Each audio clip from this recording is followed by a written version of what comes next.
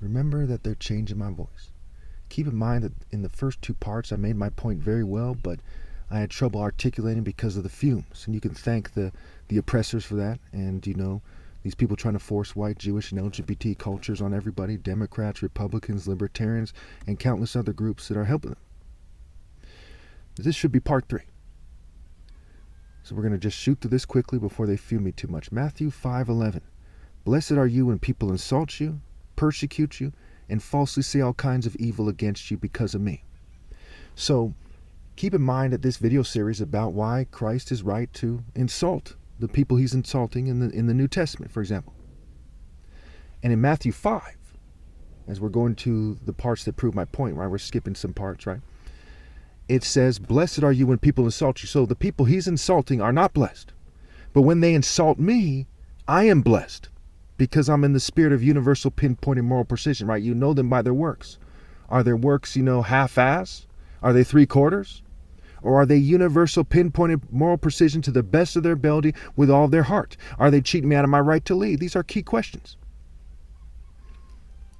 Okay, so in Matthew 6, Christ basically says to not fast and pray like the Jews, right? And he calls them hypocrites. And it's the vast majority of them, and we'll get to it in a later part of the series, how he's also not happy with his disciples. So he's saying that everybody but him, everyone but him is doing the wrong thing. That's his argument. And it's consistent. And it continues all the way till he gets crucified. Even his disciples aren't doing a good job, right? Peter denies him, what have you. And then in popular culture, they swear up and down that they magically made it right or something, which is not something I believed occurred. In fact, this story obviously is based on an ancient African martial arts story. But there's certain universal morals. Like if we were talking about the turtle and the hare, you could talk about a slug and a leopard, or a slug and a cheetah. Okay? The morals would still be correct, but you have to apply them to the proper people to see what the divine order is, the proper person, and that's me. Everyone else is doing the wrong thing.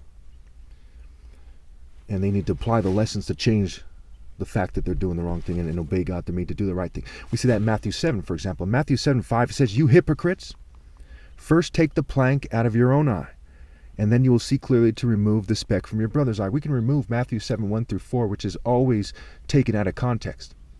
They keep saying, don't judge, don't judge. No, he's saying to judge.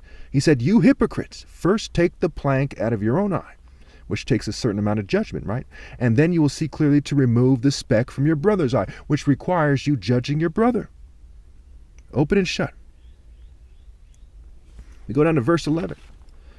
He says, if you then, though you are evil, if you then, you and you, though you are evil, know how to give gifts to your children, how much more will your Father in heaven give good gifts to those who ask him? So in everything, do to others what you would have them do to you. For this sums up the law and the prophets. But first he said you're evil. So he's saying that if you weren't evil and you were morally precise, do to others what you would have them do to you. Try to be morally precise to the best of your ability and don't cheat me out of my right to lead, and then do to others what you would have them do to you and accept my correction and instruction so you pinpoint it and get that right. There's no other way to interpret it. But you get all kinds of unsavory characters who won't interpret it correctly. Okay. So it then goes on to the part about the narrow and wide gates. He's insulting them by saying that they're on the broad way to destruction. The true and false prophets, okay, because it says few people make it to heaven, on the narrow road, okay. And he's saying, after he's chastising these people, including his disciples, he's saying you're on the broad road of destruction unless you accept my correction, which is a form of insulting. In a sense, it's not. In a sense, it is. Okay. Now, there's the true and false prophets, where he's saying, hey, these guys are false prophets. You know by their lack of works. True and false disciples, he's saying, you're not yet true disciples because you don't understand the language of God. Wise and foolish builders, he's saying you're all foolish builders because you're not doing what's right. So go to Matthew 8. I say to you that many will come from the east and the west and will take their places at the feast with Abraham, Isaac, and Jacob in the kingdom of heaven. But the subjects of the kingdom will be thrown outside into the darkness where there will be weeping and gnashing of teeth. So the Jews were supposed to be the subject of the kingdom in the story, the main subjects, right? But he's saying, hey, that's over with. This is not the only time he says this.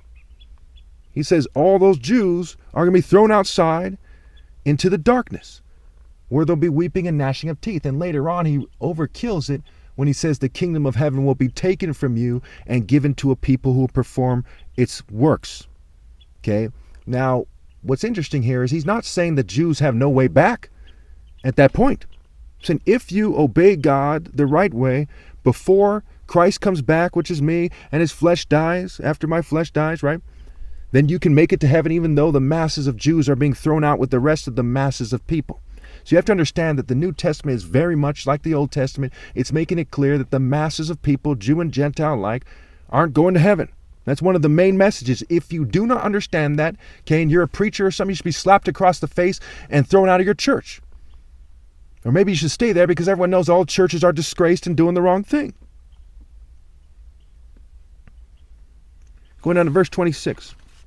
He replied, you of little faith, why are you so afraid? So see how he's insulting, right? He says, you hypocrites, right?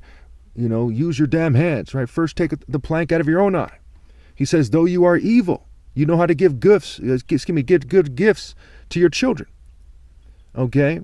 He says that these people who think that they're chosen, all this, they'll be thrown outside into the darkness where they'll be weeping and gnashing of teeth. He then says that, you know, they have little faith and they're cowards. Say, you have little faith. You don't really believe in God and you're cowards. Say, okay, that's another way of saying that, right? He says, you of little faith, why are you so afraid? And later on in Revelations, it says, outside the gates are the cowardly. So you see, the Bible is about Christ and those in the spirit of Christ, like John the Baptist, insulting people again and again and again and again. So can these social media sites make rules that you can't insult people and be fair? No. It's also about insulting groups of people, like David insulting the Philistines, Samson insulting the Philistines, Jonathan insulting the Philistines. Okay? Christ insulting everyone on the planet, damn near. That's what the Bible's about. That's the essence of the Christian religion, is obeying God and being at odds with those who don't obey God. Rhyme and reason. The word God and odd are rhyme with each other. Rhyme and reason. And they have false gods, and they are at odds with those who worship the true God. Okay. So Matthew 11:8. He's talking about John the Baptist. He said, if not, what did you go out to see? A man dressed in fine clothes? No, those who wear fine clothes are in king's palaces, right? Worldly king's palaces. He said, you did not come out to see somebody who was some kind of privileged worm in fine clothes. They're in king's palaces ruining the world. They're the kings of the earth. And he goes on again and again saying that throughout the New Testament, and it's also in Revelation. That's what the beast is, right? The horn stands for the kings, the head stands for the kings, the beast itself, one of them is a king, what have you. Then what did you go out to see? A prophet? Yes, I tell you, and more than a prophet. Okay, so he's saying he's greater than the kings, which insults the kings to some degree. So he's a prophet, and he's more than a prophet. Verse 16 says, to what can I compare this generation? They are like children. Again, they are like children, sitting in the marketplaces and calling out to others. We played the pipe for you and you did not dance.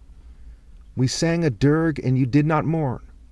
For John came neither eating nor drinking, and they say he has a demon. Okay, which is an insult. So he's insulting them and they're insulting him and John. The Son of Man came eating and drinking, and they say, here is a glutton and a drunkard, a friend of tax collectors and sinners. But wisdom is proved right by her deeds. So what do we see? Just like with them insulting me every day in so many ways. We see them insulting him and God and the righteous, and him firing back all throughout the New Testament. Okay. So again, he calls them children. Now, when he's talking about, the pipe and the dirge, it's like when Nebuchadnezzar in the book of Daniel wanted everyone to bow and worship his false image when they heard the sound of music.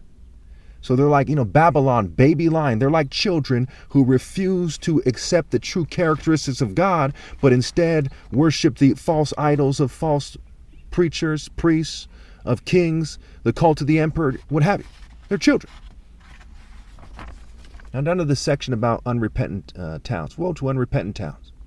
Then Jesus began to denounce the towns in which most of his miracles had been performed.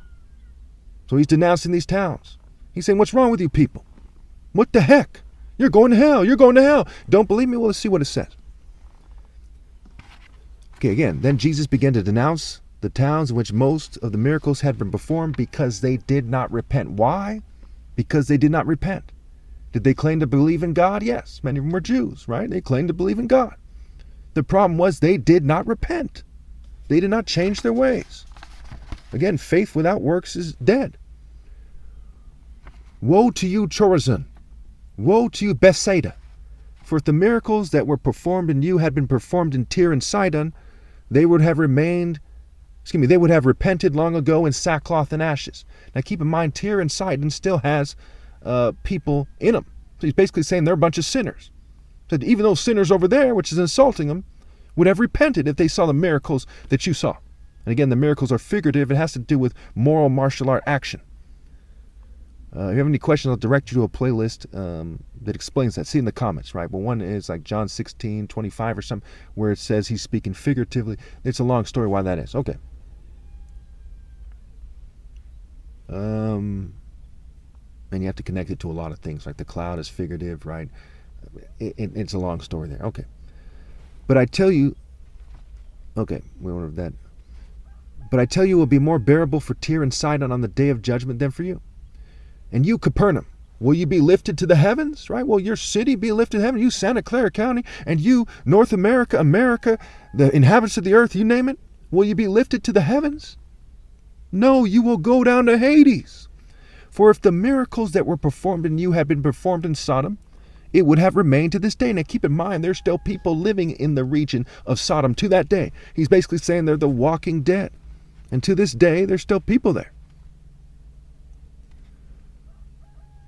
But I tell you, it will be more bearable for Sodom in the day of judgment than for you. Okay, so God sends his son to these places.